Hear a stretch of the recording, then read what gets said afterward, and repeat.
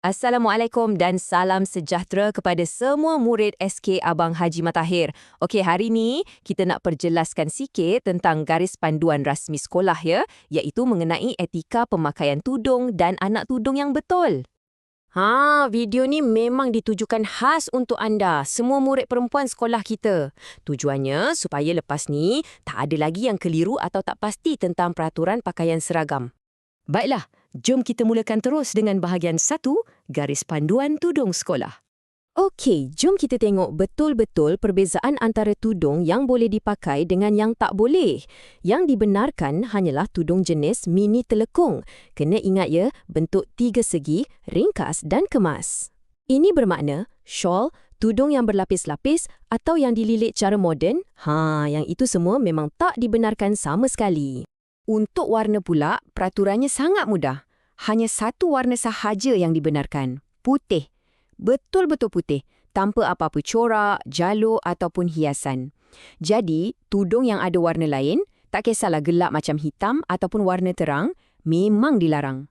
Seterusnya, saiz dan cara kita pakai tudung tu pun sangatlah penting. Pastikan tudung tu labuh, sekurang-kurangnya menutupi paras dada. Dan kena pakai dengan kemas supaya tak nampak leher. Kalau pakai singkat sangat atau longgar sampai nampak leher, itu dah dikira salah. Reka bentuk tudung pun kena ringkas. Fikir macam ni, ia mestilah praktikal untuk kita belajar dalam kelas dan buat aktiviti. Sebab itulah, tak boleh ada hiasan macam manik, pin yang besar gedabak ataupun render-render. Benda-benda ni semua boleh ganggu fokus dan pergerakan kita kan? Okey, dah selesai bab tudung. Sekarang kita beralih ke bahagian kedua. Jom kita tengok pula garis panduan untuk anak tudung. Untuk anak tudung, yang paling utama ialah ia mesti menutup keseluruhan rambut dengan kemas. Jadi, hanya anak tudung penuh yang dibenarkan. Jenis yang berfashion macam turban, lilit-lilit atau yang terlalu nipis sampai nampak rambut, yang itu semua tak dibenarkan ya.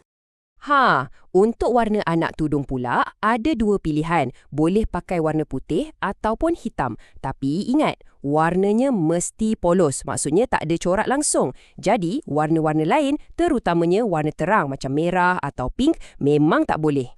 Sekali lagi, kita tekankan pasal keringkasan. Reka bentuk anak tudung mesti ringkas, tak berfashion dan tak berlipat-lipat. Tak boleh ada corak, motif atau apa-apa hiasan macam manik dan bunga. Pastikan juga ia tak nampak membonjol atau terlalu besar di kepala. Biar nampak kemas dan selesa. Mesti ada yang tertanya-tanya kenapa semua peraturan ni penting sangat, kenapa kena ikut. Nah, dalam bahagian 3 ni, kita akan faham kenapa peringatan disiplin ini dikeluarkan. Inilah prinsip utamanya. Cara kita berpakaian, termasuklah cara kita memakai tudung, sebenarnya adalah cerminan terus disiplin diri kita. Dan bukan itu sahaja, ia juga membawa imej sekolah kita, imej SK Abang Haji Matahir. Sebenarnya, garis panduan ini dibuat untuk kebaikan kita semua. Ia untuk menjaga kesopanan, untuk menyeragamkan imej kita sebagai murid sekolah ni dan yang paling penting, untuk pastikan kita semua selesa dan selamat masa belajar dan beraktiviti. Jadi, apa akan jadi kalau tak patuh? Penting untuk kita tahu ni. Tindakan akan diambil secara berperingkat. Mula-mula, guru akan bagi teguran lisan. Kalau masih berulang, akan ada amaran rasmi dan makluman kepada ibu bapa. Dan akhirnya, tindakan disiplin mengikut peraturan sekolah akan dikenakan. Jadi, ingat ya semua, ini bukan sekadar tentang peraturan. Ia adalah tentang identiti kita, tentang imej sekolah yang kita banggakan. Kita semua adalah sebahagian daripada keluarga besar SK Abang Haji Matahir. Sebagai penutup, mari kita sama-sama renungkan soalan ni. Bagaimana anda boleh bantu jaga nama baik sekolah kita? Sebenarnya, dengan mematuhi etika pakaian seragam, itulah salah satu cara termudah dan terbaik untuk kita tunjukkan rasa bangga dan sayang kita kepada sekolah. Terima kasih semua.